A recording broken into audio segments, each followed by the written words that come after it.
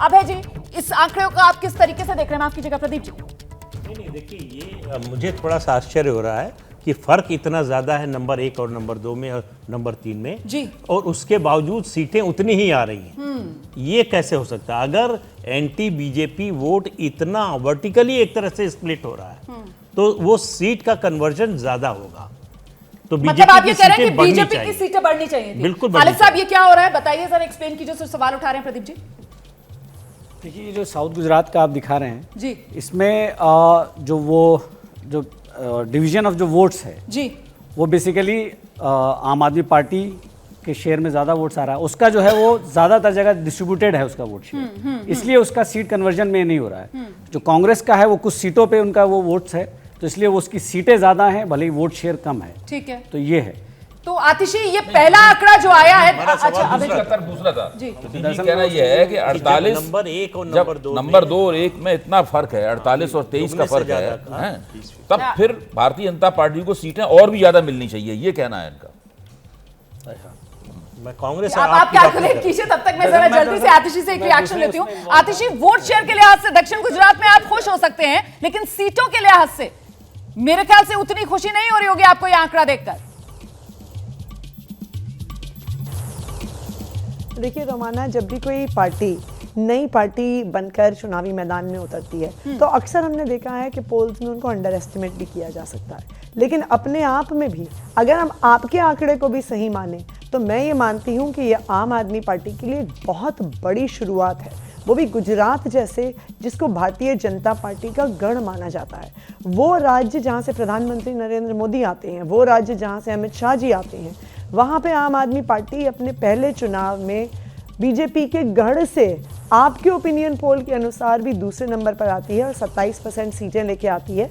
तो ये डेफिनेटली दिखा रहा है कि आम आदमी पार्टी पूरे देश में लोगों के नजरों में एक विकल्प के रूप में उभर रही है। बिल्कुल, देखिए कांग्रेस के नेता तो अभी हमारे साथ शायद नहीं है, लेकिन पोल की जगह बिल्कुल एग्जैक्ट नंबर का भी इंतजार रहेगा। लेकिन एग्जिट पोल एबीपी न्यूज पर अगर आप देख रहे हैं तो हम ये उम्मीद करते हैं कि बहुत हद तक ये सटीक तस्वीर होगी। कांग्रेस के नेता नहीं है, लेकिन नलिन जी मौजूद है और नलिन जी, लगातार बीजेपी दरकिनार करती रही है आम आदमी पार्टी के चैलेंज को गुजरात में। यहां पर तो नंबर 2 की पोजीशन में पहला आंकड़ा दक्षिण गुजरात का कांग्रेस को पछाड़कर आपको चैलेंज देने के लिए अगले चुनाव में मुझे लगता है तैयारी आम आदमी पार्टी की।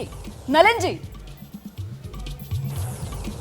नहीं, मैं आपसे सहमत नहीं हूं। आम आदमी पार्टी का मीडिया प्रेजेंस डिसप्रोपोर्शनेट है उनके ग्राउंड प्रेजेंस से, और इस बात को स्वीकारना चाहिए हमें। दूसरी बात है जो अभी कहा खालिद साहब ने, और वो क्लियर है।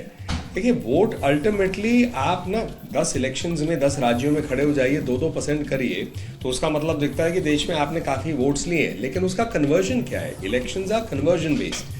आप 1 वोट से जीते या 1 लाख से जीते, अल्टीमेटली सीट जीतने की बात है। पर Nalin sir, with all due respect to you और आपके पॉइंट ऑफ व्यू के लिए पूरे सम्मान के साथ, हमें नहीं भूलना चाहिए कि दक्षिण गुजरात का इलाका है। यहां पर वो सूरत नगर निगम जहां पर जीत आम आदमी पार्टी ने हासिल की, आम आदमी पार्टी के गुजरात के प्रभारी वो इसी इलाके से आते हैं, गोपाल इटालिया। उनका एक तरीके से जो गुजरात का पूरा नेतृत्व है, संगठन है, उसकी पकड़ मजबूत है इस दक्षिण गुजरात के इलाके में। तो फिर ये आंकड़ा ये आपको हैरान क्यों कर रहा है? मैं आपने पूरी सुनी नहीं बात। मैंने इसलिए रोमाना जी, मैं नेक्स्ट पॉइंट पे आ रहा था, वो मेरा पहला पॉइंट था। दूसरा पॉइंट मैं जो कह रहा हूं कि आम आदमी पार्टी का कैंपेन, मैं मानूंगा कुछ हद तक हमें हेल्प ही किया है, क्योंकि गोपाल इटालिया के कई ऐसे विवाद वाले बयान निकले हैं जो मुझे लगता है गुजरात की जनता में भाजपा को ही फायदा मिल सकता था।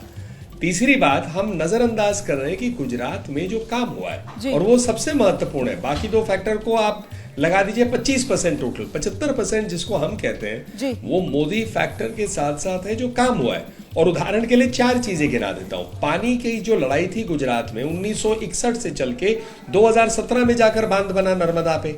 आज वहां ऐसे शहर हैं जहां पानी रोज आते हैं, पहले तो हफ्ते में एक बार आता था। दोबारा आपके पास आऊंगी, आप आगे फिर से अपनी बात विस्तार से रखिएगा, लेकिन पहले क्योंकि ये आंकड़ा खुला है, अभी एग्जिट पोल का पहला आंकड़ा है, जरा जल्दी से रोहन जी के पास अब चलते हैं। इंतजार कर रहे थे रोहन जी हम आपका, क्योंकि यहां पर दक्षिण गुजरात का जो आंकड़ा है वो तो कांग्रेस के लिए बेहद निराशाजनक है। तीसरे नंबर पर वोट शेयर में कांग्रेस पार्टी पहुंच गई है। सर,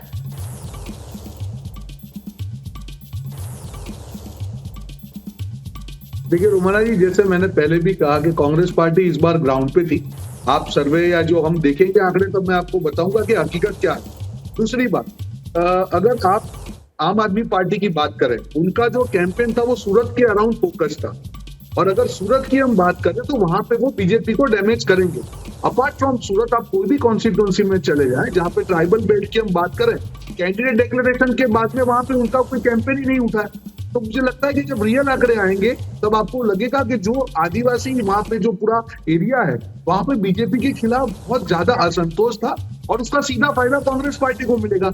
आखिरी चीज, वहां पे जो बीटीपी थी ट्राइबल पार्टी, पूरी तरह से तहस नहस हो गई। वो वोट शायद आम आदमी पार्टी को ट्रांसफर हो सकता है। ओवरऑल ये मामला जो है कांग्रेस पार्टी को फायदा होता आपको। ठीक है, लेकिन यहां पर मुझे लगता है दिबांग जी को आना चाहिए। दिबांग जी, अभी तक जो आंकड़े आ रहे थे उसमें ये बात सामने निकल कर आ रही थी कि अगर आम आदमी पार्टी इतना बढ़िया करेगी तो फिर कांग्रेस की सीटें घटेंगी और बड़ी जीत बीजेपी उसकी तरफ बढ़ेगी। फिलहाल ये वोट शेयर जो तब्दील हुआ है सीटों में, वैसा तो होता हुआ यहां पर नजर नहीं आ रहा है। नलिन जी कह रहे हैं कि साहब अगर आम आदमी पार्टी अच्छा करेगी तो हमें हेल्प मिलेगी, बीजेपी के लिए अच्छा रहेगा, पर वो तो नजर नहीं आ रहा है। और कांग्रेस कह रही है कि साहब ये तो नुकसान ही बीजेपी को पहुंचाएगी, वैसा भी ऐसा कुछ नजर नहीं आ रहा है। क्या मेरे ख्याल से जहाँ तक आम आदमी पार्टी का सवाल अगर आप पूछ रही हैं कि आम आदमी पार्टी की सीटें उतनी क्यों नहीं बढ़ी, ये जो मुझे लगता है चुनाव है, ये आम आदमी पार्टी के लिए वोट बटोरने का है। देखना है कि वो वोट में जो उछाल आएगा वो कितना आता है, वो 20 के आसपास रह पाता है कि नहीं। मुझे लगता है कि अगर 15-17% से ज़्यादा आम आदमी पार्टी ले जाती है तो उनके लिए ये बहुत बड़ी जीत होने वाली है और भविष्य में बहुत बड़ी चुनौती के तौर पर आएगी। और जिस तरह से पंजाब में राजनीति हमने देखी, मेरे ख्याल से गुजरात में उस तरह की राजनीति की जगह आम आदमी पार्टी बना पाएगी। अब आप ये पूछ रहे हैं कि इसमें बीजेपी का आंकड़ा क्यों नहीं बढ़ा। मेरे ख्याल से जिस दिन वोटों की गिनती होगी उस दिन भी मुझे लगता है ये जो एग्जिट पोल के आंकड़े हैं काफी ऊपर नीचे हैं, जा सकते हैं। जिस तरह से वोटों का बंटवारा रीजन का ही आया ना, अभी तो सिर्फ साउथ गुजरात का ही हमने आंकड़ा दिखाया है, आगे बाकी रीजन्स भी एग्जिट पोल में उनकी तस्वीर भी आपको दिखाएंगे। क्या मजबूरी है मेरी, बताइए।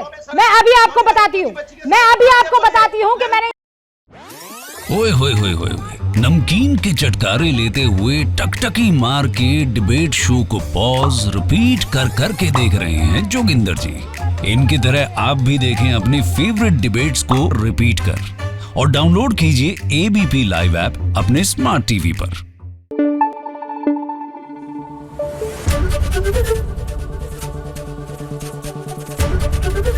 एबीपी न्यूज आपको रखे आगे।